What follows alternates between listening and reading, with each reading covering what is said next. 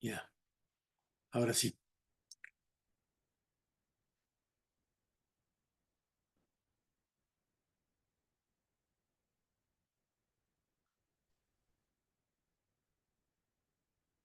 Buenas tardes. Ahora sí me escuchan. Buenas Perfecto. tardes. Hola, Perfecto. buenas Bien, tardes, profesor. Buenas perfecto. tardes. Perdón que. Hola, profesor, ¿qué tal? ¿Cómo le va? Muy buenas tardes. Muy bien, muchas gracias. Bien, la vez pasada decíamos, hablábamos de los ejes, que son un concepto central para armar una estrategia y para armar también la comunicación de un gobierno, porque esto sirve para ambas cosas. También sirve para armar una estrategia de comunicación de una corporación o de una empresa. Yo, de hecho, he trabajado y trabajo actualmente a veces para diseñar la estrategia de comunicación de una empresa o de un holding que tiene básicamente el mismo estilo de lo que estamos hablando. Hablábamos de los ejes inconvenientes. Decíamos, hay cosas que no nos conviene discutir. Las ubicamos y cuando sabemos que eso se puede discutir, tenemos precaución de no poner antecedentes que nos lleven a un problema, pero no la sacamos, no la ponemos en agenda y tratamos de evitar que se discuta eso. Eso pasa con los ejes inconvenientes. Con los ejes convenientes, en cambio, pasa lo contrario. Estudiamos detenidamente la realidad concreta en la que vamos a trabajar. Estudiamos detenidamente a nuestro candidato, también a los adversarios. ¿Cuál es el escenario en que estamos funcionando? ¿Cuáles son los targets a los que queremos llegar? Y según eso, tratamos de llevar la discusión a los ejes que nos convienen. Delimitamos un territorio de la pelea. Vamos a enfrentarnos a un adversario y analizamos a ese adversario en qué terreno le ganamos. ¿Cuáles son los ejes en los que nuestro candidato tiene ventaja sobre sus adversarios? En realidad, el terreno se delimita en la estrategia con 3 o máximo 4 ejes. Vamos a ver enseguida qué tipo de ejes son. Y todo lo que se discuta sobre todo lo imaginable se les lleva a esos ejes. Les había hablado de los ejes de Marina Silva en la campaña presidencial brasilera de 2010. Fueron educación, salud y vida en la Amazonía. Todo lo que nos hablaban sobre cualquier tema siempre les llevábamos a educación, a salud o a vida en la Amazonía, porque eran los temas de los cuales nosotros estábamos fuertes. ¿Qué ejes pueden ser? Hay por un lado ejes personales, político, antipolítico. Este curso lo he dado muchos años en Washington y esa alternativa casi se está extinguiendo. El candidato que pretendía decir, elijan ustedes un estadista, un presidente en serio o un antipolítico, casi ha desaparecido. Los outsiders son tantos que ahora se han quedado out los que eran políticos tradicionales.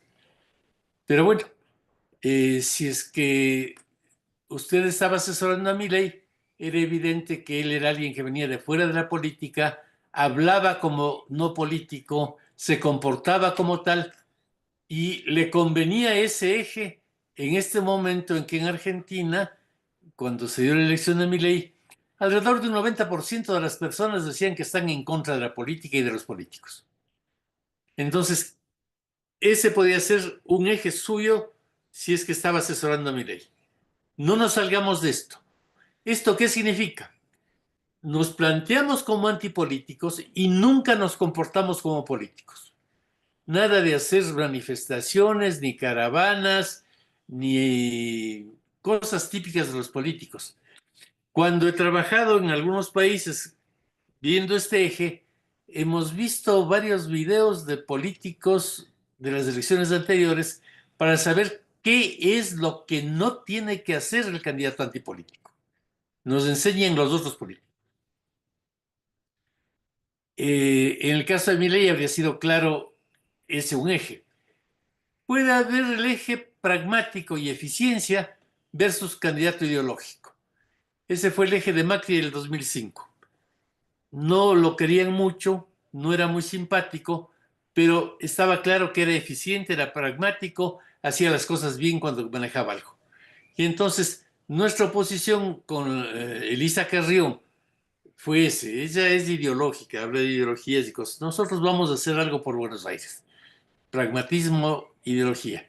Nuevamente, si el candidato quiere jugar en ese eje del lado del pragmático, que no intente dar discursos ideológicos y teóricos y demás, porque se desmarca. Tiene que pelear siempre desde el ángulo del pragmatismo, mencionando hechos, mencionando cosas de la ciudad y ofreciendo con todas sus actitudes que va a solucionarlas. Puede ser cercano a la gente o solemne. Muy aconsejado en toda esta época la cercanía con la gente. Incluso una persona tan encerrada en sí misma como Donald Trump, las cosas que hizo cuando frió papas en McDonald's y cuando llegó a la concentración republicana en el camión de basura, o cuando armó todo ese lío con que los haitianos se comen gatos y perros, lo que hacía es jugarle con cercanía a la gente. Trump ha jugado esto de una manera impresionante. Cuando atentaron contra su vida, inmediatamente sacó jarros, una serie de cosas para vender. Siempre está mezclado con la gente. En la campaña fue una persona muy metida con la gente. Milei fue lo mismo. Una persona cuyas manifestaciones se parecían más a un concierto de rock que a la presentación de una ópera. Ese fue un eje también de Milei. Milei, en el equipo de Milei había personas formadas dentro de esta materia que sabían lo que hacían. El eje antipolítico, el eje cercano a la gente, el eje corrupción, honradez fue el otro que ellos usaron. Milei era el adalid de la honradez que combatía a la casta que toda era corrupta. Estaban dividiendo maniqueamente el mundo, pero les funcionó. Un paréntesis aquí. Cuando su eje, uno de sus ejes que marca su territorio, es corrupción o honradez, debe tener un enorme cuidado porque a usted le va a hacer más daño un escándalo de corrupción que al otro que no está jugando a ese eje. El caso de Milei y la criptomoneda es ese. Es un caso en el cual a mucha gente, esto lo hemos medido con encuestas, a un 70%, un poco menos, 66% de los argentinos les parece que ahí hubo algo de corrupción y eso debilita mucho al líder, sea presidente o sea candidato. Porque cuando usted escoge un eje tiene que cuidarlo, no tenga problemas en ese eje. Puede ser líder visionario, ubicado en el presente, conciliador, duro, incluyente, excluyente, gerente versus padre. Esto es muy importante. El presidente y sobre todo el alcalde que busca a la gente es siempre un padre, no un gerente. Algunas veces asesoré a un candidato a alcalde que era además doctorado en urbanología, había manejado su ciudad maravillosamente bien, pero era una persona que tenía ademanes de pedante. Muy eficiente, pero pedante. Perdió la reelección porque la gente dijo, vos eres buenísimo como alcalde, jubilate. La gente busca siempre para alcalde y para presidente alguien que sea padre, alguien que tenga sentimientos. En la antigüedad un hombre macho no debía llorar, pues pocos presidentes he visto llorar tantas veces como Lula y eso le ayuda a él a ser padre, a tener sentimientos, a vincularse con los electores como alguien que humanamente se interese en ellos. Se vincula esto un poco con el candidato que siente versus el dirigente que clasifica. Pero el padre y el candidato que siente normalmente le ganan al frío gerente que planifica. Puede ser que un eje sea ser candidato de los jóvenes versus un candidato tradicional. Cuando usted escoge este eje, tiene que ser o porque su candidato le va muy bien como candidato tradicional o porque le va muy bien como un candidato disruptivo de los jóvenes. Puede ser candidato a la tecnología versus candidato del pasado. Esto un poco en ejes personales, en ejes políticos. Puede ser usted el candidato del proletariado, de un grupo de la sociedad, del campesinado, de los sindicatos, o tratar de ser el candidato a la presidencia de todos. En el un caso deberá comportarse, rodearse y exhibirse con los algunos de quienes quiere ser vocero. En el otro caso, tiene que buscar o dar un mensaje muy general que le conecte con el conjunto de los ciudadanos de su país, o lo que hacemos actualmente en la última forma de hacer política, que es construir colchas de retazos. Actualmente estas grandes identidades que teníamos los antiguos, eras comunista, socialista o demócrata, cristiano o cosas por el estilo, se devaluaron, ya no funcionan. Ahora hay grupos que defienden la ecología, que defienden a las mujeres, que defienden a los gays, que quieren que no se contamine el Golfo de México, etcétera. Pequeñas utopías que congregan a pequeños grupos de personas. Y normalmente para ser candidato de todos, lo que usted tiene es que construir una colcha de retazos que articule a muchos de esos grupos para que se entusiasmen y participen en la campaña. Pero esto es algo también de esta última época. Puede ser preocupado por los pobres, puede ser preocupado por los débiles, que no es lo mismo. Lo experimentamos en México cuando Marcelo Ebrard fue el jefe de gobierno después de Andrés Manuel López Obrador. Nosotros estuvimos siempre muy metidos con Ebrard y era una diferencia importante. Para AMLO, lo importante eran los pobres. Para Ebrard se abrió el abanico. Lo importante eran los débiles.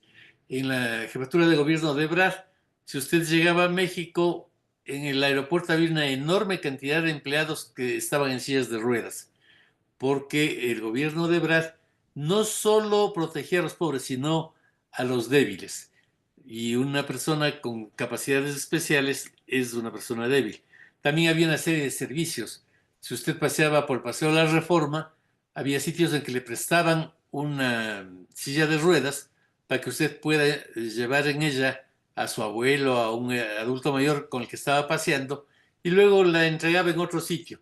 Hay una serie de servicios de esos dirigidos a los ancianos, a los niños, a las personas con capacidades especiales y demás, no solamente a los pobres. El matiz que puso Marcelo cuando fue elegido jefe de gobierno, aunque era del mismo partido y era una continuidad de AMLO, fue este. Sí, soy AMLO, pero con esta matiz que amplía la gente a la que estoy sirviendo. El eje político puede ser izquierda o derecha. Este eje está totalmente caducado ya. En la antigüedad funcionaba, ahora funciona menos. Han asomado en la última época estos grupos de derecha entusiasta, que en realidad lo que tienen es una confusión enorme de conceptos, pero que están en contra de la cultura woke, como la llaman, pero de la izquierda ya eso desapareció en los años 90. El comunismo se fue con los países del este, cuando se acabó en los países del este, y no es un eje que actualmente funcione sino como una especie de insulto, con Milei que habla de los zurdos, en contra de la gente que tiene actitudes abiertas frente a la sexualidad, la familia y demás. No funciona mucho este eje.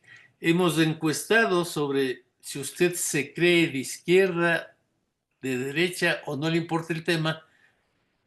Hemos encuestado esto en México, Colombia, Ecuador, Perú, Brasil, desde luego, Chile, Argentina muchísimas veces, Paraguay, y en ningún país sumados los que se dicen de izquierda y los que se dicen de derecha llegan a un 30%. El 70% dice ese eje no me interesa. Es muy importante saber eso porque el 30% ese normalmente es gente que está decidida, que está integrada a los medios de comunicación y a los partidos políticos. O sea, es gente que no se mueve aunque usted haga campaña. El 70% en donde puede usted conseguir votos no está interesado por el tema. Entonces nosotros aconsejamos normalmente a los candidatos con los que trabajamos que no se metan en ese lío porque es algo que aburre a la gente. Es una pelea de viejos. El tema nacionalismo e integración en el mundo es otro eje que se puede tomar. Autoritarismo, democracia y algo muy importante, continuismo versus cambio. ¿Es usted una alternativa al gobierno que vive su país o no? ¿O pretende ser continuista? También en la sociedad de la Internet, que es una sociedad en la que se han incrementado de manera impresionante las agresividades, el continuismo no tiene buena suerte. Es difícil ganar una reelección. En Estados Unidos, tradicionalmente, con una excepción en 200 años, siempre el presidente que quiso reelegirse ganó. No lo lograron ni Trump ni Biden. En Brasil pasó lo mismo siempre, no lo logró Bolsonaro. El continuismo ahora es muy difícil porque la gente masivamente en todo lado tiende a votar en contra del poder, sea el que sea. Si es de izquierda, si es de derecha, lo que sea. Pero en todo lado, en este momento, estoy hablando de las sociedades occidentales, lo que es popular es el cambio. Yo quiero patrocinar el cambio, nada puede seguir como está, perfecto, eso se vende fácilmente. Puede haber ejes programáticos, libertad de prensa versus control, en algunos casos identidad religiosa versus laicismo. Eso ha funcionado en Turquía con Erdogan, aunque en general en Occidente el laicismo es la tónica. Últimamente en Estados Unidos, en Brasil, ha habido grupos cristianos protestantes que han vuelto a poner el tema de identidad religiosa como un tema, pero no tiene mucho futuro eso. Puede funcionar, pero en general el laicismo es un valor que se ha extendido y se ha profundizado en Occidente. Respeto por los derechos humanos, autoritarismo, legalización del aborto versus prohibición. Esto causó bastantes polémicas y causa todavía un poco de polémicas y puede ser un eje suyo, sea porque usted tiene una candidata que pide la legalización del aborto, sea porque tiene un candidato que quiere prohibirlo. ¿Cuál eje es bueno? Depende de su candidato, depende del momento. Esto cambia de una manera brutal, pero tiene que estudiar muy concienzudamente y para eso son las encuestas. ¿Cómo le ven a su candidato? ¿Qué están pensando sobre 8 o 9 oposiciones de estas que podrían servirle para delimitar su terreno? Y cuando escoja las 3 en las que su candidato o candidata, siendo como es, puede funcionar mejor, escoja esos ejes y con esos ejes delimita el terreno de la batalla. Eso significará que todas las actitudes de su candidato estarán definidas por estas oposiciones y que esto será lo que discuta. Los otros temas discute muy superficialmente y sale.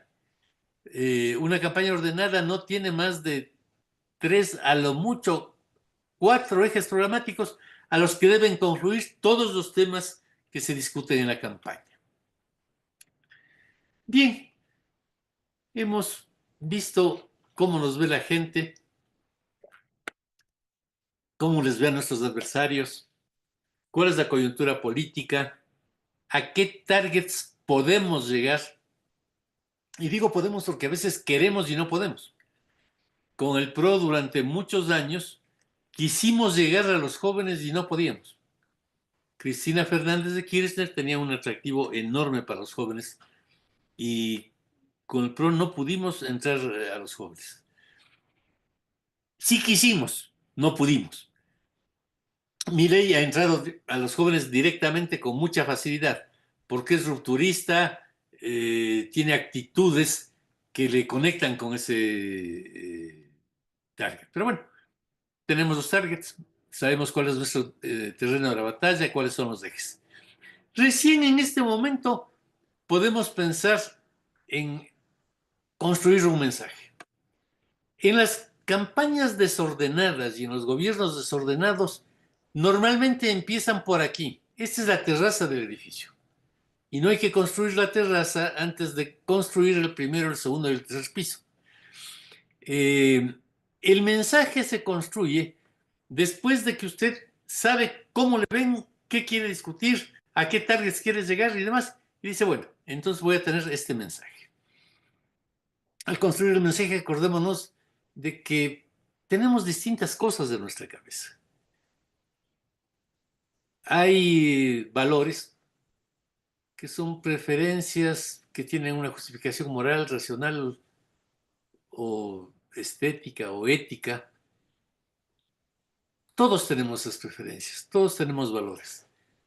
Ahora, no existen los mismos valores en las distintas sociedades, ni tampoco dentro de cada sociedad. La forma en que ven la vida y creen moral y buenas las cosas los habitantes de las provincias collas argentinas no son los mismos que los de Buenos Aires, ni los de el conurbano son los mismos de la ciudad. En Ecuador, los valores de los costeños y de los serranos son completamente distintos. En Bolivia, los valores de los occidentales del altiplano son completamente distintos. Y los valores no se pueden cambiar. Es muy difícil cambiar los valores. En este tema, cuando usted hace el mensaje, debe darse cuenta de que hay cosas que están en la gente que no va a poder cambiar de ninguna manera, que tiene que respetar y si no se joroba mucho. He vivido muchísimo en México, es un país al que amo tanto como Argentina y Ecuador. Y ahí está la religión de la Virgen de Guadalupe. Es una religión centenaria, se inició 200 años antes de que lleguen los españoles, cuando los indígenas adoraban a una diosa Tonantzin del Tepeyac. Y los mexicanos son guadalupanos. Si usted como candidato se le ocurre atacarle a la Virgen, va a meterse en un lío espantoso, porque eso no se puede cambiar. Hay miles de pruebas de que no existió nunca la Virgen de Guadalupe. No hable de esas cosas si está de candidato, porque va a perder las elecciones. Los valores son algo que hay que conocer, respetar y no lastimar con el mensaje que produzca su campaña. Eso no es mentir, es simplemente respetar cosas que en cada país son vistas como lo normal. Yo por distintas razones he viajado toda mi vida. He vivido un tiempo en un país budista, Sri Lanka. Conozco bastante bien el subcontinente indio, esos países, y tienen otros valores completamente distintos. Cuando yo estuve al principio de los 80 en Nepal, en una recepción muy oficial en el Palacio del Ministro de Educación, comimos, no hubo nada de alcohol porque el alcohol era una droga ilegal y peligrosa, pero al final los mozos pasaron unas bandejitas con pipas y un poco de marihuana, cocaína, hashish, que era perfectamente legal. Les parecía muy bien. El ministro de Educación me dijo, pruebe, doctor, esto. This is Colombian cocaine, the best of the world. Y dije, yo soy de un país de al lado y no, yo no uso eso. Pero para ellos era un valor positivo el uso de las drogas y era un valor negativo peligroso el uso del alcohol. si va a hacer campaña en ese país, no se meta en ese lío. En mi caso, yo no uso ese tipo de sustancias porque me parecen aburridas. Simplemente les decía, no, yo respeto mucho, no es que usted no fume, no, fume lo que quiera, pero yo inventé una religión para que no me fastidien y decía que soy de una secta cristiana que me prohíbe fumar esas cosas. Y el rato que usted dice que es por razón religiosa, le respetan inmediatamente. Las creencias son otro nivel. La creencia es una convicción basada en la fe, la moral, los valores, pero también son indiscutibles. La gente cree cosas incluso ya mucho más políticas que son difíciles de cambiar. En América Latina probablemente el Paraguay es el país que más fuertemente tiene esa adhesión al Partido Colorado. Los paraguayos, la mayoría de los paraguayos son miembros del Partido Colorado. Es una creencia en Bernardino Caballero, en la guerra contra Argentina, que no se puede mover. Entonces, aunque yo he estudiado mucho sobre la obsolescencia de los partidos, la necesidad de hacer campañas sin partidos, cuando estuve trabajando en una campaña en Paraguay, la hice con los símbolos del Partido Colorado. Porque si el 54% de los paraguayos dicen que están afiliados al Partido Colorado, ¿para qué se meten líos atacando al Partido Colorado? Es una creencia que está arraigada. Hay otras que son actitudes, son disposiciones de actuar de acuerdo a ciertas creencias. Esto ya es más móvil, porque las creencias son una cosa y las actitudes son más livianas. Un budista ortodoxo en un país como Nepal, que tiene una gran población budista, no puede matar animales. Esa es la creencia. La actitud, ¿podrá comer carne? Los budistas más ortodoxos dicen no, porque para comerme la carne tengo que haber matado a un animal. Los más heterodoxos dicen no, yo no mato nunca un animal. Pero si en mi barrio hay un carnicero que es de religión hindú y él mata animales y vende carne, yo no estoy matando a nadie y puedo comer carne. Es una actitud, es algo más negociable, más liviano. Y la política se hace centralmente con opiniones, que son juicios basados en hechos.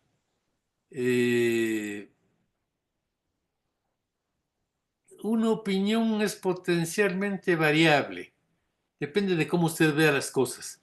Las opiniones han cambiado siempre mucho y actualmente la cosa se complicó mucho más. Como dice Bauman, Sigmund Bauman, el que quiere profundizar en este concepto, le recomiendo el libro La modernidad líquida. Con el Internet todo se hizo líquido. Ya no hay creencias muy sólidas, los mismos valores de ratos vacilan. Hay millones de personas que se conectan y se comunican entre sí a través de la red e incluso los valores se han relativizado. Vivimos una crisis de la verdad en general enorme y no es algo que estamos escogiendo o no.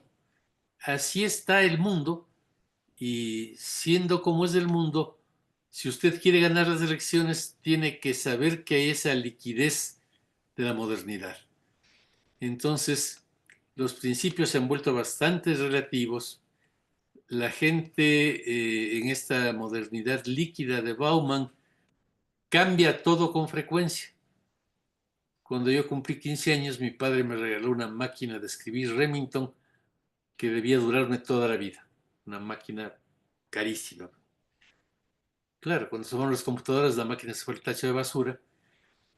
Y ahora cuando yo compro una computadora, no trato de comprar una computadora que me dure toda la vida, porque dentro de 3 años ya no podrán correr ahí algunos programas y tendré que botar a la basura y comprar otra. Y los hermanos y los primos, como los criamos los antiguos,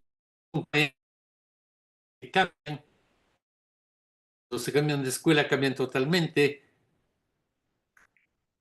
cuando usted se encuentra con un amigo después de varios años, antes de mandarle saludos para su pareja, tiene que preguntarle si ya se ha divorciado o no, porque cambiamos de pareja, cambiamos de computadora, cambiamos de coche, cambiamos de todo. La modernidad líquida se manifiesta por ser efímera. Y también en lo político se cambian de partidos de un lado a otro. Normalmente, en el siglo pasado, quien nacía liberal, nacía en una familia liberal, era liberal. Quien nacía en una familia conservadora era conservador. En Ecuador, en México del PRI o del PAN, etc. Actualmente los candidatos van de una ideología a otra, de un partido a otro, y hemos tenido muchas veces la consulta de un candidato a un país que nos dice, oye, quiero que me averigües con tus estudios qué me conviene, ser de izquierda o ser de derecha para ganar las elecciones. Y según lo que digan las encuestas, yo me afilio a donde deba para poder ganar. Todo se hizo muy líquido y por eso es mucho más difícil de entender esta sociedad y por eso hay tanto espacio para los outsiders y los políticos con nuevas formas de ver el mundo. A veces el mensaje no tiene sentido. La campaña sin estrategia lo arma antes de saber los targets, las imágenes y todo eso. Llego a un país y me dice el presidente o el candidato a presidente, mira Jaime, tenemos la publicidad hecha porque vamos a dar tal mensaje, ¿qué te parece? Le digo que primero hay que averiguar a quiénes les vamos a hablar, qué les vamos a decir, etcétera. Me pasó con un candidato en Argentina, un excelente candidato por lo demás, que ya tenía todo hecho, la cartelería, la papelería, todo muy elegante. Dijimos, no, tu electorado está entre los jóvenes, no puede haber corbatas ni poses solemnes, tienes que parecer el cantante de una banda de rock si querés ganar. Si no querés ganar, bueno, haces otra cosa y vas a quedar mal. Todo esto a la basura. Primero estudiemos cómo te ven, dónde está tu nicho, cuáles son tus targets y según eso discutiremos cuál es el mensaje, cuál es el terreno de la campaña y según todo eso veremos cuál es el mensaje que puedes utilizar para ganar las elecciones o para ser exitoso con el gobierno. Entonces, el mensaje es la terraza a la que se llega después de estudiar todos los otros elementos. El mensaje no se inventa en abstracto. Algunos dicen, no, esto de viva el cambio es el mensaje. Probablemente sí, pero ante todo sepa cuál es su target. Y entonces viene a veces la respuesta torpe. Los jóvenes y las mujeres. Porque los jóvenes son muchos, para los mayores son inexpertos, se les puede engañar, y para los machistas las mujeres también pueden ser fácilmente engañadas. Ambas cosas son falsas. Los jóvenes tienen más información que los mayores y las mujeres tienen una astucia descomunal y mucho más sentido común que los hombres.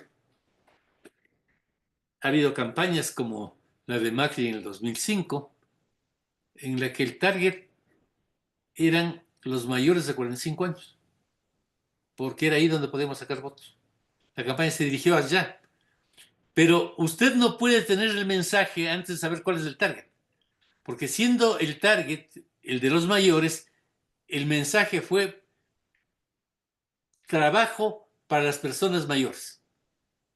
Mauricio Macri dará exenciones a las empresas que contraten a personas mayores de 45 años. El mensaje ahí tiene sentido porque está yendo al target, está yendo al problema que le interesa al target, a los miembros del target que queremos, está en el terreno nuestro. Por el terreno de esa campaña de Macri estaba por eficiencia versus teoría.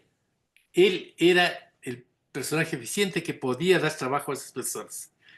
Depende del terreno. El mensaje no es publicidad. En esto hay una gran confusión, menos ahora en algunos países. Pero en Brasil, por ejemplo, es muy difícil encontrar partidos o grupos que tengan estrategas de campaña. Tienen publicistas y muy buenos publicistas. Yo creo que las campañas de Lula son un maravilloso ejemplo, las de Marina Silva, pero directamente hacen publicidad en Brasil. Tienen muy poco esta reflexión estratégica. Cuando aparece un equipo que tiene esta disciplina, produce milagros. Marina Silva, sin partido, sin recorrer el país, sacó 20% y le impidió a Dilma Rousseff ser presidente de una sola vuelta, cosa que estaba ya a cantar. Porque no hizo publicidad. Marina hizo todo lo que estamos hablando acá y al final de todo eso produjo un mensaje y tuvimos poca plata para la publicidad realmente. El mensaje se comunica de distintas maneras. No es una lista de ideas, no es un discurso, no es un lema. Hay un consultor norteamericano, Samuel Popkin, que tiene este libro, El votante razonable, que es un libro muy profundo, muy interesante, porque dice, el votante no es racional, no es que hace un silogismo, mayor tal, menor tal, conclusión tal, por tanto voto por Pedro. Lo que es razonable, actúa con niveles tenues de racionalidad orientado por la información que tiene. ¿Qué es razonable para una persona que en este momento en Ecuador ya está cansada de tanta pelea de Correa, no Correa, y de la corrupción de los correístas y de la poca aptitud que parecen tener los no correístas? No es tan racional su actitud. Busca algo razonable. Un líder, un presidente que sea sensato, que parezca que puede resolver mis problemas y los de mi familia, que me trate bien, que tenga identidad conmigo. No puede ser alguien que no tenga ninguna identidad. Y como veremos en otra parte de la materia, y central ahora que sea alguien que sabe jugar y que sea divertido. Los votos vienen por ahí. No estoy desarrollando en esta materia cómo yo querría que sean los líderes. Yo prefiero mucho líderes que son primero inteligentes y después educados.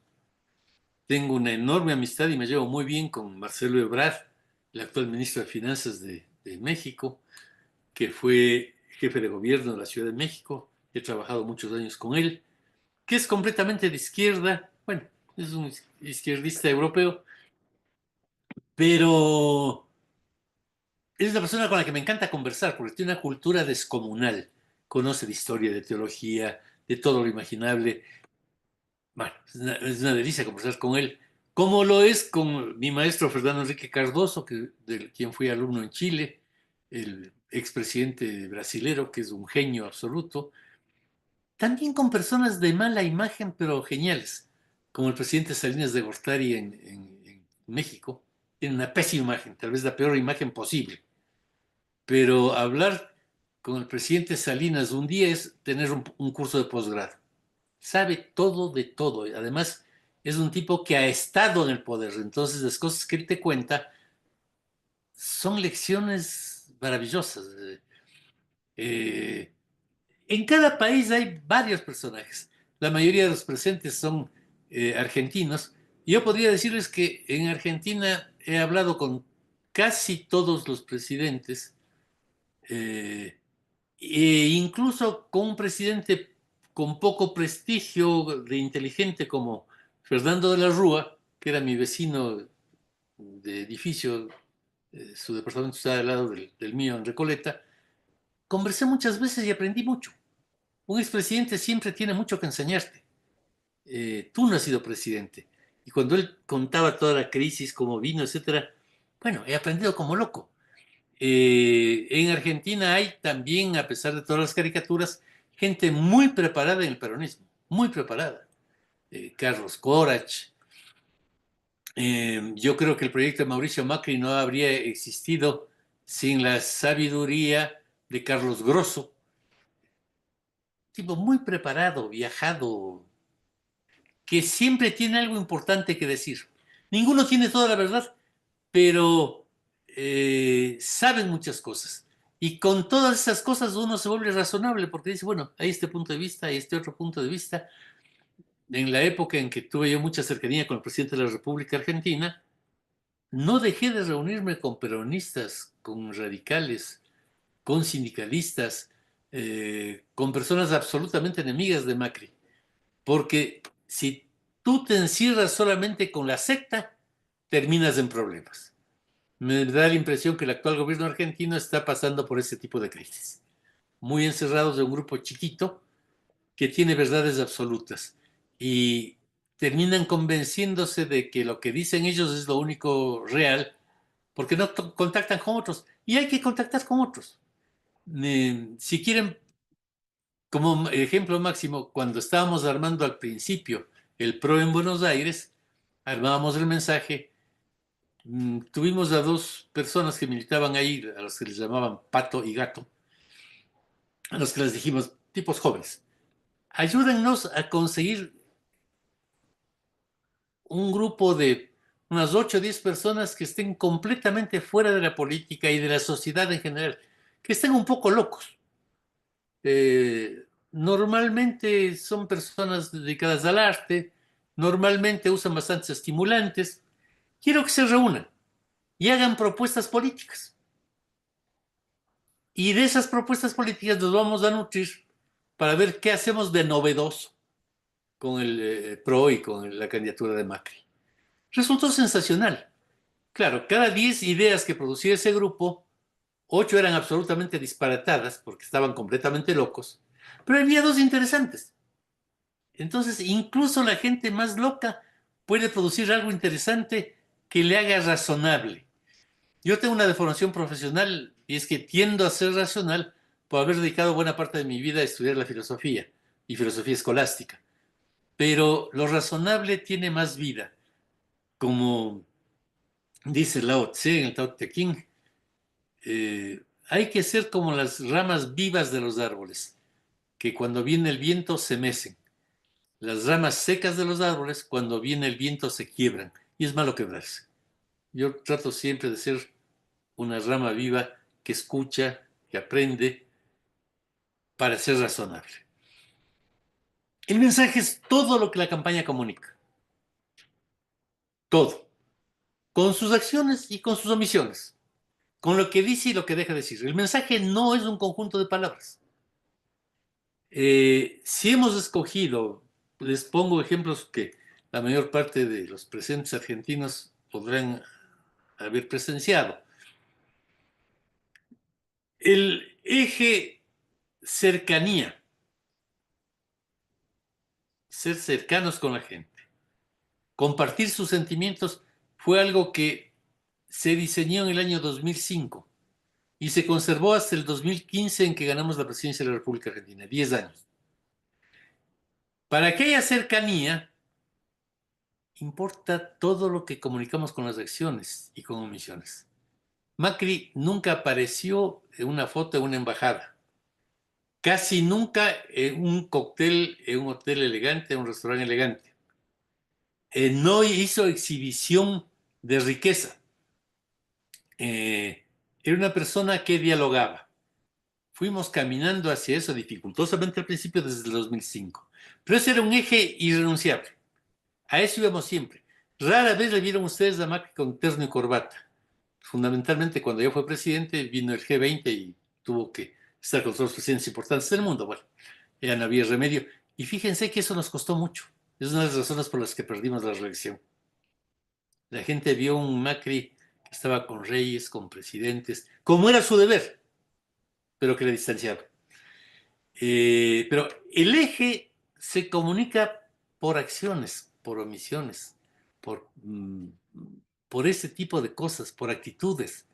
Lo que importa es, pongamos el caso de Milei, cuán espontánea y cálidamente abraza a Milei a sus seguidores, a los perros de sus amigos. O sea, uno le ve y dice, este tipo debe ser auténtico. Debe ser auténtico. Si usted tiene las formas antiguas, había un problema con Macri al principio. Él fue secuestrado por unos delincuentes cuando era muy joven, tuvo un episodio muy feo en su vida, sufrió ese secuestro, le rescataron a pesar de que pagó el rescate con disparos, hubo muertos, una cosa horrible. Y él se quedó traumatizado después de estar 15 días metido en un hueco secuestrado. Cuando recién empezamos a trabajar con él, Santiago y yo observábamos todo y veíamos que siempre que un desconocido se le acercaba, él daba un paso hacia atrás. Vimos una vez, dos veces, siempre hacía lo mismo. Dijimos, oye Mauricio, vos cuando viene un desconocido das un paso hacia atrás. Y eso electoralmente es malo, porque le estás comunicando desconfianza a la persona. Dijo, no, no es cierto. Yo nunca doy un paso hacia atrás. Además, yo soy muy fornido, recio. Nunca doy un paso hacia atrás. Bueno, pues le seguimos y le fuimos filmando con el celular. Nos ve, aquí estás. Oye, pero qué raro si yo nunca hago eso. Conversamos largamente. Bueno, hablamos. Era por el secuestro. Le quedó a él una desconfianza con la gente que es inconsciente. Pero a veces esos detalles personales tienen que ser analizados por la campaña, si es que te produce un problema político. Dijimos, no, ya está claro. Este es el problema, la razón es esta, y hay que curarse, es un síndrome. Hay que curarse y caminar. Macri tuvo todo un proceso de humanización que salió sensacional. En el 2015 era un Mauricio completamente humano y apreciable, que no lo era en absoluto en el 2005. ¿Por qué se corrigieron estos elementos? Pero no es que se corrigió un mensaje, no es que Macri aprendió un discurso, no.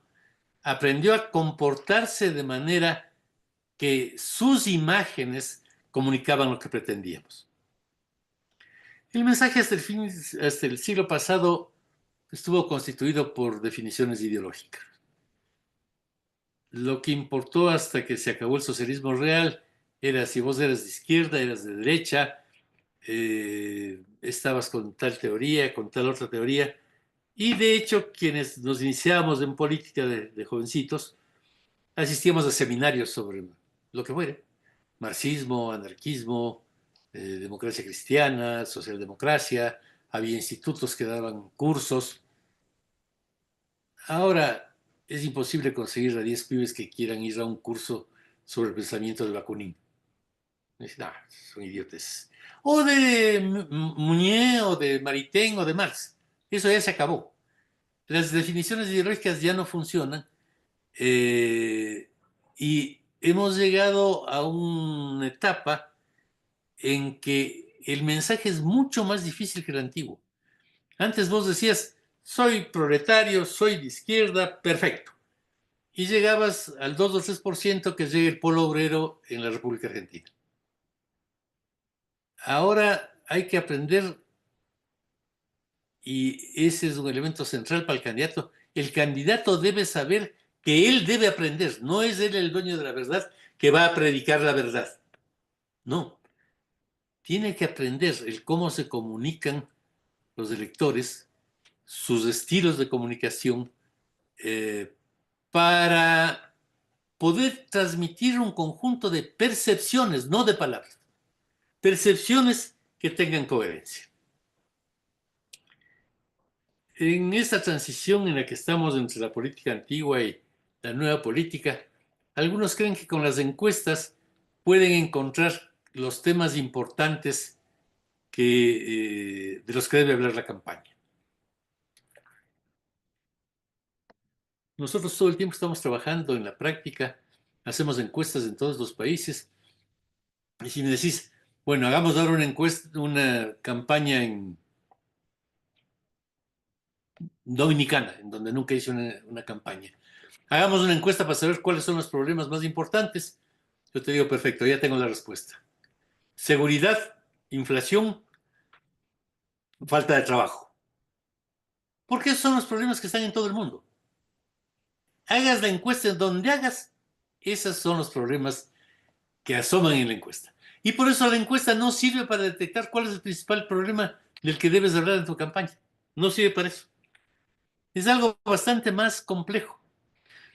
Porque además, el Internet volvió plana la política. Antes era posible que alguien haya encontrado un lema, un tema, una respuesta a un problema que sea original. Y hasta que se den cuenta en el resto del mundo pasaban 1 o 2 años. Ahora, si tu candidato es muy inteligente y encuentra una forma novedosa de enfrentar el tema del empleo, lo pone en la pantalla y a la semana todos los candidatos del continente le copian. No hay ninguna posibilidad de ser original. Entonces, no hay soluciones originales. Por otro lado, los votantes se volvieron complicados. El Internet nos cambió la cabeza. Antes tenían más paciencia las gentes. Como teníamos paciencia todos. Cuando mandábamos una carta, llegaba la respuesta a los 15 días, la leíamos, la mandábamos. Ahora queremos que el mensajito nos respondan mañana, no mañana, en minutos. Mandas un mensaje y pretendes que tu hijo, tu amigo, te lo responda en media hora. Y si no, llamas por teléfono, te inquietas, dices, ¿qué pasa? Los votantes se hicieron así en todo. Quieren que les resuelvan sus problemas concretos ya. Entonces, ya te elegí presidente, ¿qué pasa que no tengo empleo? Quiero la misma velocidad del WhatsApp. Y los problemas sociales son normalmente muy complicados. Sobre esto ha habido una gran cantidad de estudios hechos. Hay toda una división en el MIT, en la que el que manda es el profesor Alex Pentland. Se han hecho muchos trabajos en Stanford sobre todo este lío de la actitud de los electores de la red. Nosotros empleamos eso y lo desarrollamos más desarrollando el concepto de cibermilitancia, sobre todo en la República Argentina, en donde tuvimos acceso a mucho material para esto. Les pongo en resumen el lío este de los votantes y sus problemas. Yo estudié en Argentina en la década del 70, en la universidad. Estudié en Mendoza después de la Fundación Bariloche. Con el entusiasmo propio de los jóvenes de ese entonces, me metí enseguida a la juventud peronista, me pareció una maravilla. Y era peronista, cantaba la marcha, Perón, Perón, qué grande sos y todo eso, perfecto. A ninguno de nosotros se nos habría ocurrido decirle, oye Juan, estás gobernando mal, sería bueno que hagas tal cosa. Porque no era Juan, era el general, y porque él tenía la verdad. Los peronistas teníamos que obedecer al general Perón. Eso cambió. Cuando trabajamos con Mauricio Macri los 4 años en la Casa Rosada, semanalmente llegaban unas 200 a 300 cartas físicas con sobre a la Casa Rosada de personas que se dirigían al presidente por alguna causa. Y por el Internet llegaban alrededor de 2000 mensajes semanales al presidente de la República, con sugerencias o con ideas o cosas. Esto se ha estudiado mucho. La gente de la sociedad hiperconectada se siente muy mal si no le respondes. Entonces había que responder. Teníamos un ejército de gente que eran Mauricio. Recibían la carta, cuando era importante pasaba a un nivel superior. ¿Cuándo era importante? Era importante cuando expresaba sentimientos profundos de la gente. No era importante cuando tenía una gran idea. Pasaba al nivel superior para ser utilizado de manera más sofisticada. Y si no, siempre había una respuesta. Una señora que quería que le boten el árbol que había crecido delante de su ventana en una provincia alejada de Argentina. Respuesta: Mauricio, te comunico que ha crecido esta planta. firma Gloria. Algún miembro de nuestro equipo escribía en mí: querida Gloria, lamentablemente no soy ni amigo del alcalde de tu pueblo, no creo que pueda tumbar el árbol, pero voy a mandarle una carta pidiendo que lo haga. Atentamente, Mauricio. No Mauricio Macri, presidente constitucional de Roma. No, Mauricio. Quedaba perfecto, porque los estudios dicen que lo que quiere la gente es ser respetada, ser atendida. Si te mandan un mensaje, lo respondes. Dice, bueno, perfecto, me respondió.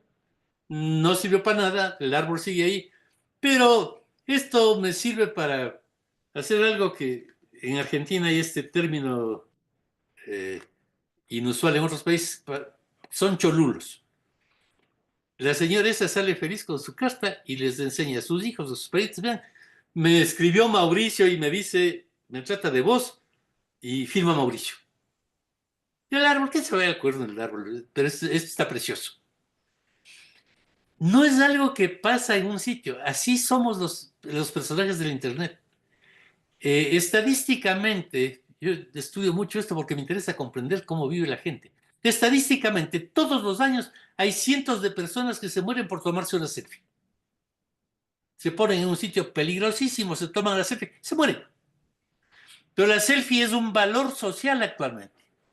Cuando teníamos esas cámaras con un rollo que se desarrollaba, y ¿sí a quién se le ocurría tomarse una selfie? A nadie. Es esta sociedad en la que vivimos. Y entonces, en esta sociedad, hay que tener actitudes con la gente, respetar las identidades. Yo he vivido también bastante en Estados Unidos y siempre estuve metido en los grupos que luchaban por los derechos civiles, por los derechos de los negros, de los hispanos, de las minorías. Hay que respetar las actitudes. En la campaña primera del presidente Clinton, al terminar la campaña se hizo una maravillosa reunión para que James Carville, que fue el estratega jefe de esa campaña, nos dijera cuáles fueron las cosas más importantes para ganar la campaña. Fue una reunión de la Asociación Americana de Consultores Políticos en Crystal City, cerca de Washington. Fue un caso curioso porque James fue el estratega jefe, o sea, el que pensaba toda la campaña demócrata, y su esposa Kathleen fue la estratega republicana. Es un caso único en el que los dos grandes partidos norteamericanos tuvieron al esposo en un partido, a la esposa en el otro, mandando en la campaña, porque la estrategia es el que manda, es el que estructura la campaña. Cuando aceptaron esos puestos, habían hecho una promesa interna de nunca hablar de política en la casa, porque era una traición a su trabajo, a su profesión. Entonces, nunca hablaron de política durante un año.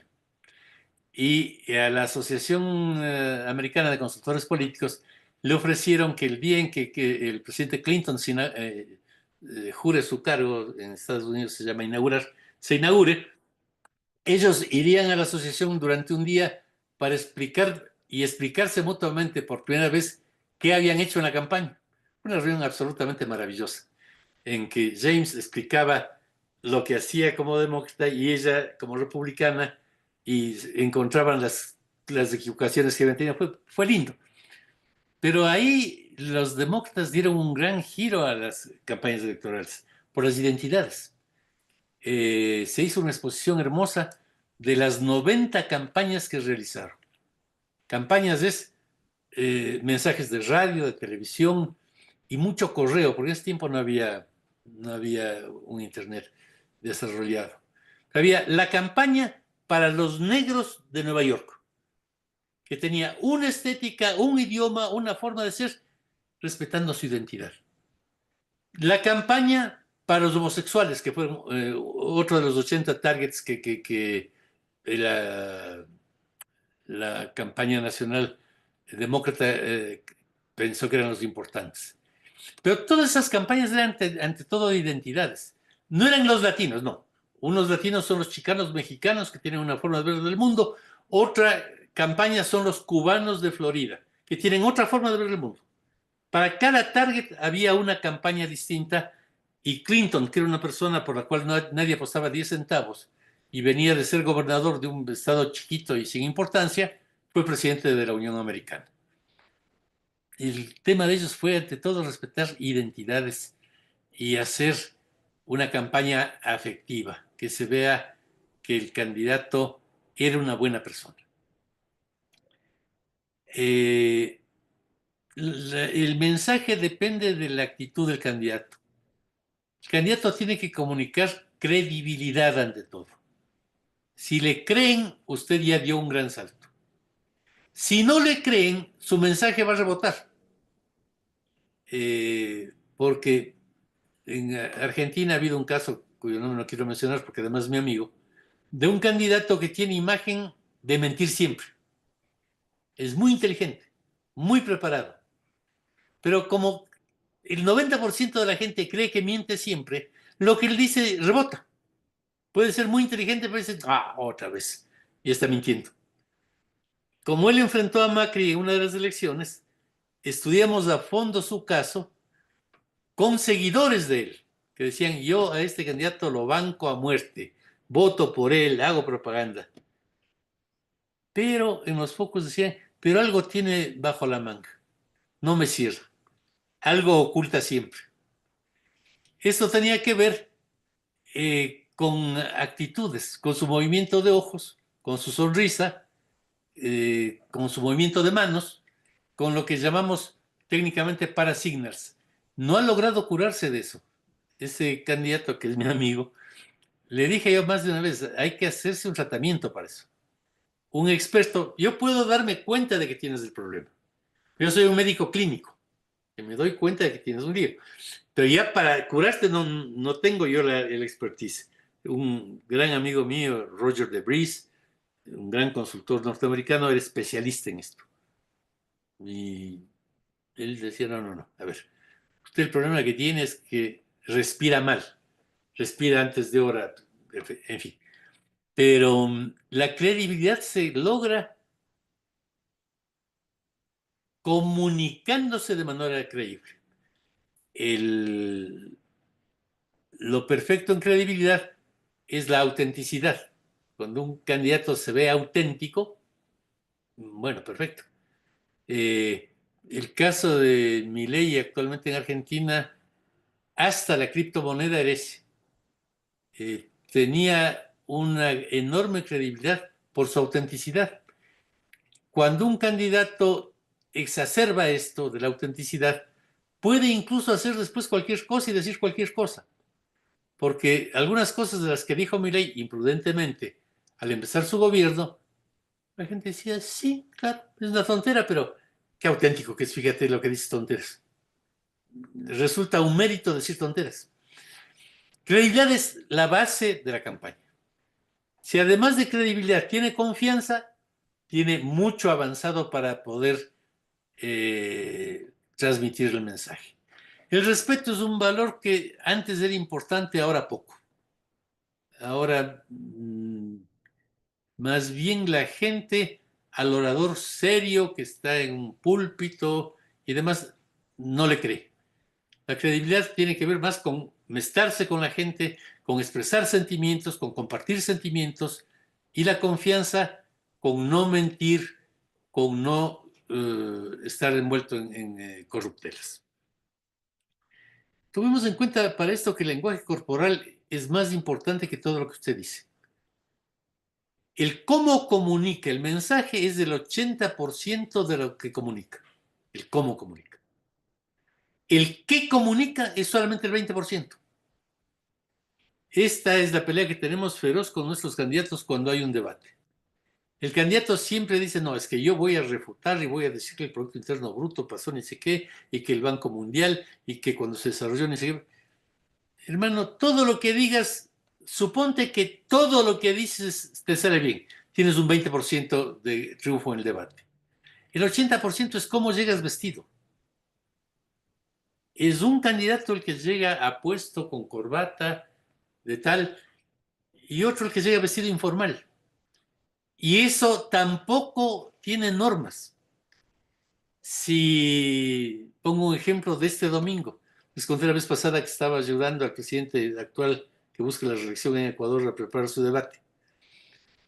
Si alguno de ustedes vio el debate, habrá visto que entró un joven con blue jeans, con la camisa abierta, sin corbata, vestido de manera totalmente informal. ¿Por qué era indispensable para él eso? Porque es el hombre más rico del país.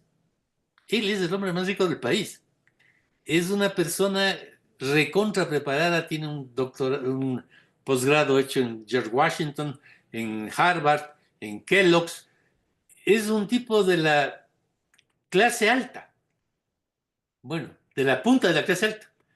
Si es que él asoma elegantísimo, con un gran tesoro, y sobre todo esto es peligrosísimo, con un buen reloj y una cadenita de oro, queda catalogado como pedante y corrupto, y se hundió el debate. Eso es más importante que todo lo que diga o deje de decir en el debate. El cómo está vestido, el cómo se presenta, los ademanes que tiene. Un candidato, si en el debate pierde los estribos y le llama al otro idiota, te voy a poner en tu sitio, pierde. El debate de Scioli con Mauricio para nosotros fue durísimo en Argentina. Scioli era un gran candidato, tenía una imagen de buen tipo extraordinaria. Y Mauricio no tenía esa imagen. Yo asesoraba a Mauricio. El resumen del debate fue el abrazo y el beso de Mauricio con su señora al fin del debate. Fue lo único que se vio. Se vio una relación que era real, muy humana, muy profunda, de Mauricio con su pareja, y eso cayó muy bien. En ese ámbito, Sergio tenía problemas que no le permitían hacer lo mismo. Pero hay que escoger el lenguaje corporal, lo que comunica usted con su cuerpo, con el tono de su voz, más que con lo que dice. Tiene que escoger si su mensaje acompaña a la gente o maneja a la gente. En esto, obviamente, quienes no son profesionales no siguen estos detalles, pero si usted examina toda la campaña de Mauricio Macri, de 10 años, desde el 2005 al 2015, verá que casi nunca él está en un escenario que le ponga sobre la gente. Escogíamos siempre escenarios en que él estaba abajo y la gente estaba arriba. Otra vez, porque nuestro principal problema era hacerle humano a un tipo muy rico y visto como de la upper class. Entonces, siempre abajo, siempre con la gente. Todas algunas cosas de las que mis amigos y colegas periodistas se burlaban. ¿Ustedes qué hacen campaña timbrando las puertas de las casas en vez de que Mauricio se suba a un escenario enorme y da un discurso? Primero, que Mauricio no sabe dar discursos, da unos horribles discursos. Segundo, que no le gusta. Tercero, que sobre que es rico, tiene una familia divina, tiene una mansión maravillosa, anda viendo a la gente de arriba hacia abajo, perdemos votos.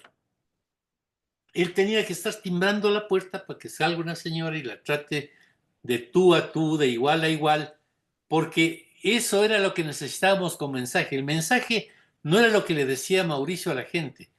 El mensaje era estar de igual a igual y más. Mauricio, cuando hacía las timbradas, no iba a la casa de alguien a decirle la verdad es esta, Argentina se va a desarrollar si el capitalismo se desarrolla. No, no, no. Mauricio timbraba la puerta y a la persona que salía, señora, señor, jovencito, dice, hoy estoy de candidato para la jefatura de gobierno de Buenos Aires. Y quería que me aconsejes, ¿qué crees que debo hacer? La persona que tenía el prejuicio de que este Macri es un pedante, un oligarca y de tal, cuando primero asoma timbrando la puerta y sin guardaespaldas, sin carro, sin letrero, sin nada, solito, aparentemente. Estábamos siempre en un carrito, Horacio Rodríguez Larreta, María Eugenia Vidal, Marquitos Peña, Santiago Nieto, yo. Pero no se nos veía. Asomaba él solito. Y no a decir yo tengo la razón, sino a preguntar, oye, ¿qué crees que debo hacer? Eso era un mensaje descomunalmente poderoso, porque hacía que la gente diga, ha sido un buen tipo este. Y después, ¿qué sacábamos? La red es la campaña. Que esa persona, si quería una selfie, maravilloso, enseguida. Y si no, esa persona entraba y decía, ¿sabes qué? Estuvo Macri timando la puerta de mi casa. Vino acá, estaba ahí. Conversé con él un rato. Y si era kirchnerista, decía, y además le dije horrores a este hijo de puta. No los decían nunca, pero podía jugar con eso de que estuvo aquí.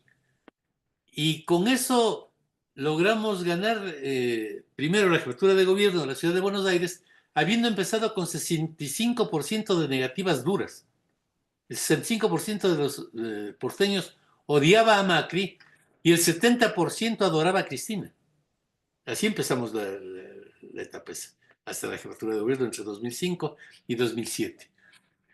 ¿Cómo cambiamos? Con el mensaje. ¿Y qué era el mensaje? Saludar, ser sencillo, ser humano. Cuando Mauricio dejó esa etapa de su carrera política, cambió de estilo y ahora veo que ha vuelto otra vez a recorrer la Recoleta dando la mano a la gente estos últimos días. Me parece muy bien, le va a ir mejor. Ese es el líder contemporáneo, el líder que se acerca a la gente y la acompaña, no el líder que nos dice qué debemos hacer como era el general Perón o el doctor Velasco Ibarra. También hay un tema con esto del mensaje. Hay muchas frases trilladas, símbolos, colores, acciones que se repiten, están desgastadas. ¿Qué dice todo candidato en cualquier país de América Latina? Lucharé contra la corrupción. Y como todos lo dicen, no le creen a ninguno. Yo me voy a preocupar por los pobres. Como todos lo dicen, no le cree a ninguno. Son frases trilladas que no tienen mucho sentido. Eh, entonces, recurro al ejemplo de Milei porque es una campaña muy bien hecha, muy profesional la que él hizo y porque sirve mucho para el ejemplo. Milei, ¿qué hacía? Asomaba con una motosierra y la prendía y se mataba de la risa. Hacía que la gente participe. Yo siempre digo que las campañas modernas son como los conciertos de rock. Yo adoro la ópera, adoro. He hecho viajes larguísimos por el solo deseo de escuchar a tal tenor o a tal soprano interpretar una ópera. Adoro la ópera. Pero sé que estoy viejo. En la ópera nadie puede producir un sonido. Yo vivo en Buenos Aires y voy con frecuencia al Teatro Colón. Los conciertos todos estamos callados, escuchamos. Sueño, me embelezo con eso. Pero también me adoro el rock. Me encantan los Rolling Stones. Me encanta cuando ha habido la posibilidad de ir a escuchar a los de Pink Floyd. Y voy a esos conciertos también, conciertos en los que nadie se calla. Todos cantan a los gritos la misma canción que el cantante y entonces uno no le oye al cantante, todos saltan, brincan. Usted no puede en un concierto de Gilmour pedirle a la gente que guarde el silencio que se guarde en la ópera. Ni puede pedirle a los que van a la ópera a que bailen durante la presentación de Aida. Porque son dos etapas de la historia. La campaña contemporánea es concierto de rock. La campaña es eficiente cuando la gente se mueve, como la gente en el concierto de rock. Cuando baila, cuando grita, cuando asomaba a Milei con sus brazos, incitando, salten, digan que dice que el fulano es hijo de puta, perfecto, que la casta. Nadie toma muy en serio tampoco esas cosas. Se matan de la risa. Hay unos pocos fanáticos que en realidad creen esas cosas. Pero la mayoría se divierte mucho. Es como ir a un concierto de rock. Y si usted quiere hacer una campaña solemne, como pretendió el PRO en la última presidencial, que en las reuniones nadie baile, nadie cante, no haya globitos, que todos escuchamos serios el programa de gobierno, salieron últimos. Porque la gente ahora va poco a la ópera, somos unos pocos viejos los que amamos eso. La mayoría quiere ir a conciertos de rock. Entonces, hay una vieja comunicación política que tiene el rechazo de la gente normalmente. El elector siempre vio la política como espectáculo. pero antes había muy pocos espectáculos y muy poca competencia. Cuando yo estudié filosofía en la ciudad de Mendoza, ¿qué hacíamos? Pues el martes íbamos al cine porque la entrada costaba la mitad y los estudiantes no teníamos plata. Jugábamos truco, para los que no son argentinos, es un juego de barajas típico de la Argentina. En Argentina ni siquiera tomaban muchos tragos porque son poco alcohólicos. No había mucho que hacer. Actualmente, entonces, cuando asomaba un discurso, una manifestación, algo, era divertido, se veía algo poco usual. Actualmente la política compite con los reality show, compite con los gatos que asoman haciendo maravillas en el YouTube y tiene que ser mucho más imaginativa y más divertida que antes. Esto lo hemos comprobado en una y otra campaña. Si usted aburre con su campaña, se jorobó, porque no es que la política se volvió espectáculo, sino que la vida se hizo un espectáculo. Y en ese espectáculo se desarrolla la política. El mensaje más importante de la campaña es del candidato, no una frase. Su candidato tiene una agenda que es central para la campaña. Su candidato dice que se preocupa por los pobres y siempre está en los barrios ricos y en recepciones sociales de la sociedad oligárquica de su ciudad. No, se dañó el mensaje. La agenda del candidato es el mensaje. ¿A dónde va? ¿Con quiénes habla? ¿Quiénes le rodean? ¿En qué sitios aparece? Y esto antes era distinto. Antes el candidato hablaba en el local del partido. Como la gente odia los partidos, si usted habla en el local del partido, pierde votos. Antes el candidato hablaba en sitios solemnes. No, ahora quieren ver al candidato en distintos lados. Y mientras más diversos son esos lados, les gusta más ver a un candidato que dé mensajes que sean muy comprensibles, que lleguen a todos los sentidos, no solamente al oído, no son solamente palabras. Tiene que la campaña producir elementos gráficos interesantes. Eso es central. Elementos que a veces el círculo rojo no entiende y arma jaleo. En una de las elecciones del PRO, con nuestros equipos, estamos siempre estudiando. Nosotros no hacemos nada que sea la campaña propiamente dicha. Nunca hemos hecho un spot, nunca hemos escrito un discurso, no. Observamos, investigamos y a partir de eso aconsejamos. ¿Qué pasaba? El PRO tenía unas mesas en las que se repartían folletos de la gente que pasaba. El ideario, el programa de gobierno, lo que sea, para la ciudad de Buenos Aires. Pasamos del país y el método más sofisticado que existe para analizar la política es contar los números. Es lo que siempre dijo Matt Rees, el estratega de la familia Kennedy. Cuente. Un equipo nuestro se paraba cerca de cada mesa y veía cuántos de los folletos que entregaban los chicos y las chicas de la campaña se llevaban los electores o los leía. El 90% miraba el folleto y lo votaba. Más en ciudades en las que no teníamos muchos seguidores. El PRO fue un partido de la ciudad de Buenos Aires y en algunas provincias simplemente éramos bien antipáticos. Ahí nació algo que se hizo famoso porque la prensa se burló, pero fue una gran herramienta de comunicación. En vez de folletos, globitos. Dijimos, bueno, queremos que no voten la propaganda nuestra basura. Perfecto. ¿Qué les damos? Algo que no sea un folleto. El folleto siempre se vota la basura.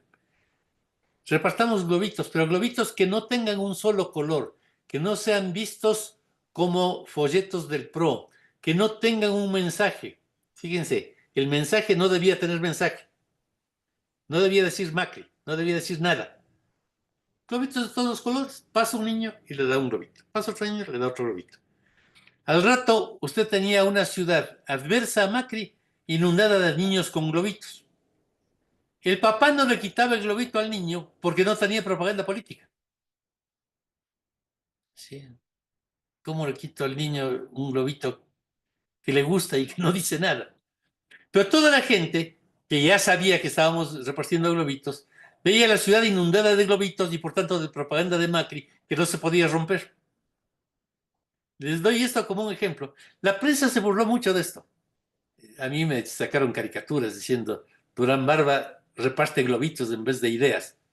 Claro, porque las ideas me hacían pelota y botaban a la basura, pues. En cambio, los padres eran desesperados porque había padres antimacristas con su hijito con el globito caminando por la calle que no podían quitar el globito. Y era una forma de propaganda que además, cuando es graciosa, pega más. La gente comenta, viste, estos idiotas están regalando globitos y el Pepe, que es peronista, le quería quitar al hijo y el hijo no se dejó. Daba de qué conversar, provocaba anécdotas, porque era algo que llegaba a todos los sentidos, no solamente al oído. No eran palabras. Para esto hay que utilizar mucha investigación. Lo de los globitos lo hicimos porque contamos cuántas personas rompían los folletos. Punto.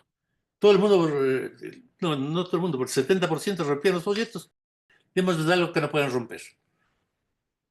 Y se envía a los targets que queremos mover. En ese caso, queríamos mover pequeñas ciudades argentinas en las que teníamos mucha resistencia y en las que si poníamos propaganda de Macri las rompían, si dábamos folletos los rompían, pero queríamos que se vea que la campaña estaba presente. Y se veía con globitos. Entonces,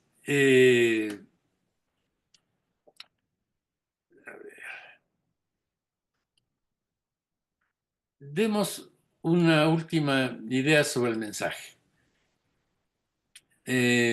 Sí, Facundo, ¿quieres? No, primero Lázaro, ¿quieres preguntar algo? Buenas noches, Jaime. Sí, Lázaro de Argentina te saluda. Respecto a lo que estás hablando sobre el recurso de los globos, que fue brillante, la verdad. Si quisiese Macri ahora volver a hacer campaña, ¿se le aconsejaría volver a usar el mismo recurso para llevar a la gente a ese momento? no. Hablábamos de la sociedad efímera. Todo lo que se repite ya no vale. Hay que tener permanentemente inventiva y buen sentido del humor para inventar nuevas gentes, nuevas cosas. Siempre pensando en llegar a la gente, en producir su risa, en producir su agrado, pero no repetir. Incluso cuando hablábamos de la identidad del candidato, el Macri que fue candidato en 2007 fue un Macri. Cuando nos lanzamos a la reelección el 2011, hicimos otra vez presentación como si no conociera la gente quién era Macri. Analizamos a fondo cómo le veían y qué pasaba, porque el Macri jefe de gobierno que busca la reelección no podía hacer lo que hizo el Macri desconocido que nunca había sido funcionario público. El Macri desconocido podía saltar el bache, podía hacer una serie de cosas que ya el jefe de gobierno no podía. Entonces, para cada momento hay que inventar algo nuevo y por eso yo vivo enamorado de mi profesión porque es un desafío permanente de creatividad, de en cada momento ver qué se hace, porque cada candidato es un mundo, cada país es un mundo y hay que estrujarse el seso para descubrir cosas novedosas. Facundo. Hola Jaime, ¿se me escucha? Sí. Sí, Hola te Jaime, ¿cómo escucho. estás? Buenas noches. Mi pregunta era más sobre coyuntura de la política mexicana, pero quería saber si te la pregunto ahora o Sí, lo dejamos para el final. no, pregúntalo. Quería saber si vos ves un paralelismo en base a todo esto que salió del rancho de Teuchitlán en Jalisco, si ves como un paralelismo que es como la primer bala que le entra como a Claudia, haciendo un paralelismo como el caso de Libra con Argentina. Porque veo que por parte de Morena están luchando mucho en que no sea un campo de exterminio y la oposición está poniendo esa idea y lo rebrandearon, digamos, como que era un campo de entrenamiento, ponele, una cosa así, pero me interesa tu visión en base a lo discursivo y no sé si contás con números de opinión pública de ese tema. Muchas gracias. No tengo, con todo gusto, no tengo una última encuesta de México, pero sigo mucho la política mexicana. Es difícil golpearle a Claudia este momento. Por un lado, es una mujer muy preparada, muy inteligente, con enorme firmeza, y esa mezcla de feminidad y firmeza es una mezcla explosiva. Es la mezcla que tuvimos nosotros con Marina Silva en Brasil. Era muy femenina, pero muy firme. Claudia tiene eso. Claudia es además una mujer muy preparada. Tiene un posgrado importante, habla inglés como si fuera norteamericana, sin acento. Ella es una luchadora de izquierda de toda la vida. Ella no viene del PRI como vienen Andrés Manuel y Marcelo Ebrard y todos los demás dirigentes de Morena. Es difícil que ahorita le puedan decir algo, porque además ella ha sido una luchadora muy decidida por todos estos derechos nuevos. No olvidemos que cuando fue jefe de gobierno, ella dispuso que los niños y las niñas de los colegios del Distrito Federal podían ponerse falda o pantalón cuando quieran, prescindiendo de cuál era su sexo. O sea, si hay algo woke, es Claudia. De momento le está yendo bien. La última encuesta que vi hace un mes más o menos estaba superándole a Andrés Manuel. Y si sigue así, seguramente tendrá pronto un enemigo. Cuando el discípulo supera al maestro, normalmente se arman peleas como la de Horacio y Mauricio en Argentina. Lázaro. Sí, perdón, interrumpo. Tenía otra pregunta que venía a colación de los globos de Mauricio. En este momento a mí me toca asesorar y acompañar a un ex intendente de mi localidad que tuvo en 2 periodos, 8 años, una intendencia y después por algunos errores perdió la tercera elección y bueno, la oposición tomó el gobierno. Ahora la sociedad está viendo, después de otra reelección de la oposición, está viendo que lo anterior era bueno, tenía otro valor y que tendría que haber tomado otra decisión. Entonces, uno de tus ejes, Jaime, era continuidad o cambio. Ahora vemos que esta persona quiere volver a candidatearse, entonces no sabemos si apelar al regreso o qué es un cambio, siendo que ya fue 2 veces 2 periodos de intendente. Si tenés resultados de estudios que demuestran que eh, su gestión tuvo una gran aprobación, es posible hablar del regreso. Pero tienes que tener información objetiva. Siempre el entorno le dice a un alcalde, vos fuiste el más grande de la tierra. Pero hay que tener encuestas. Si en realidad fue un gran jefe de gobierno, puede tener ahí un espacio para funcionar. Tal vez lo que pasa ahorita en la ciudad de Buenos Aires es eso. A Jorge no le ha ido muy bien como imagen, a Jorge Macri, pero las jefaturas de gobierno de Mauricio Macri y de Horacio Rodríguez Larreta son recordadas como muy eficientes, muy buenas, hicieron algo por la ciudad. Cualquiera de los dos, si es candidato, Mauricio o Horacio, puede decir, antes estábamos mejor, ahora estamos mal. En Bolivia pasa un poco eso con Evo Morales. A pesar del descalabro del MAS, la gente se acuerda del tiempo de Evo y objetivamente la economía boliviana estaba mejor. Es discutible el porqué, que si los precios de las commodities, lo que quieras. Pero en el tiempo de Evo se vivía mejor que ahora con el presidente Arce. Evo tiene ahí una gran carta para jugar diciendo, pues conmigo vivían mejor, es bueno que regrese. Depende de tener información objetiva. Revisa la información de la época, debe haber encuestas, y si en realidad él tenía una aprobación de gobierno superior al 50, bueno, puedes pensar en una estrategia usando el regreso. Federico, última pregunta Gracias, que ya Jaime. nos hemos ido de tiempo. Jaime, la pregunta va más con respecto al mensaje, quiero ser rápido. Cuando habló del mensaje en la época de la crisis de la verdad, o sea, no pude evitar relacionarlo con Byung-Chul Han y la crisis de la narración y la psicopolítica, ¿no? O sea, ¿cómo das un mensaje en una época donde no existe o sea, no existe la verdad ni la mentira, sino que cada una es un relato, como dice Byung-Chul Han? O sea, tu mensaje se puede transgiversar de cualquier manera. O sea, ¿cómo fortaleces tu mensaje y lo haces impermeable a esa crisis de la verdad y a esa liquidez que estábamos hablando. Por cierto, es uno de mis autores favoritos. Han es genial, un tipo muy... En libros muy breves dice cosas muy profundas. Este es un tema en el que, te digo, yo he trabajado años, más de una década, en la George Washington University, y el posgrado en español se cerró este año porque un poco la mayoría de profesores dicen, ¿y ahora qué hacemos? En este nuevo mundo, como que quienes tenemos más de edad tenemos dificultad para entender lo que pasa. Habría sido impensable que el presidente Kennedy, por hablar de un demócrata, o Nixon, o Obama, frían papas en el McDonald's. Habría sido un escándalo. Se caía la candidatura. Un Kennedy tuvo que bajar la candidatura porque en un accidente murió una chica que resultó que había sido su amante. Y qué bestia, tiene amante, no puede ser candidato. Ahora todas esas verdades se fueron al diablo. Y uno de los grandes desafíos es tratar de dar un mensaje en una sociedad que se hizo heterogénea, se hizo iconoclasta y no duran las cosas. O sea, algo que parecía definitivo y para siempre, te digo algo de mi experiencia vital. Yo, cuando entré a la escuela, aquí en Quito, me dijeron que los peruanos eran descendientes de Caín, los ecuatorianos de Abel, y teníamos la obligación de matarlos a todos por la disputa territorial. Y sí, a mí me parecía muy lógico. Todos las escuelas teníamos bandas de guerra para algún día ir a matar a los peruanos. Yo he sido siempre pacifista.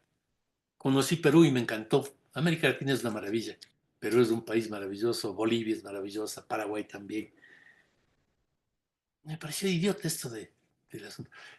Escribí en contra de la guerra, hice encuestas en contra de la guerra, me pusieron una bomba y me volaron la casa, los militares, por no ser patriota, por no querer matar a los peruanos.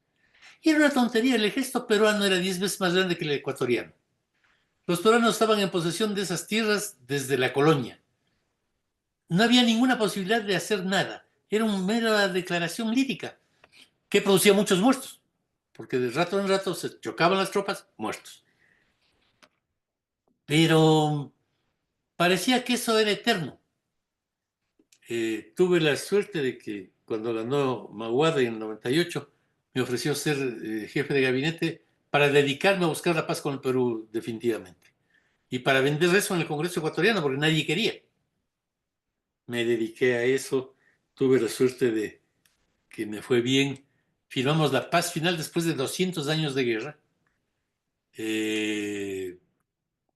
Por eso tengo esta condecoración del gobierno brasileño, por haber sido un artífice de la paz. Si tú hablas ahorita con cualquier ecuatoriano y dices, oye, hay que hacer la guerra con Perú, dices, no, seas idiota, pues. Perú es nuestro socio, vendemos, compramos, ese es un país de hermanos y somos igualitos, además somos latinoamericanos, hablamos castellano. ¿Cómo se te ocurre hacer guerra con los peruanos? Pero durante mi vida yo he experimentado el hecho de que eran descendientes de Caín y debían ser muertos a que son nuestros grandes amigos. Se fue esa idea totalmente. Las cosas cambian a una velocidad descomunal, como dice Han, y hay algo más importante, y es que la gente se está decidiendo por las pequeñas cosas y no por las grandes teorías. Nosotros siempre decimos a un candidato, cuidado, patees al perro. Pateas al perro y pierdes las elecciones. Cuidado, tengas un escándalo de pegarle a tu pareja. Sale en la prensa que tú le pagaste a tu pareja y pierdes las elecciones. No se pueden, cuando yo era jovencito, hasta hace no mucho, era posible hacer chistes racistas. No porque uno era racista, sino porque era gracioso decir algo. Yo alguna vez se me fue un chiste racista delante de mi nieto. Abuelo, ¿cómo dices esa brutalidad contra los negros? No se rió. Y yo contaba esos chistes hasta hace 10 años y eran buenísimos. Entonces, todo ha cambiado de una manera brutal y también ocurre que tenemos tanta información ahora, no formación, pero información, que todo se desmorona.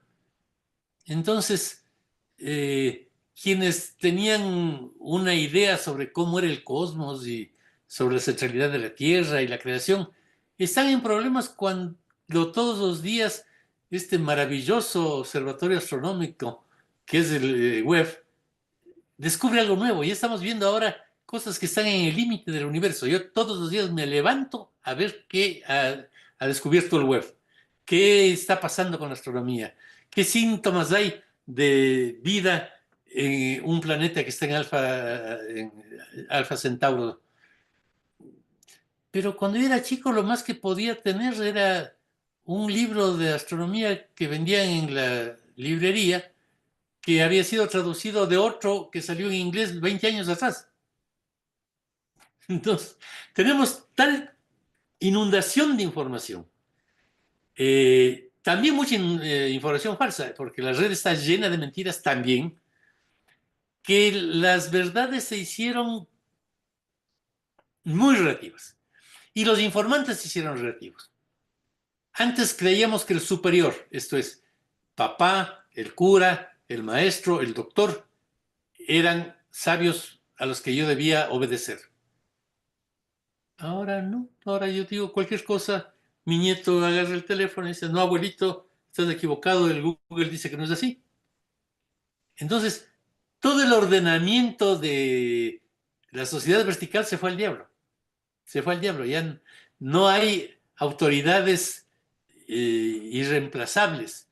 En estos años, cuando eligieron al cardenal Bergoglio, Papa católico, me puso muy contento por nacionalismo católico. Dije, genial, un Papa católico me parece buenísimo. Después empezó a tomar sus actividades políticas y tal.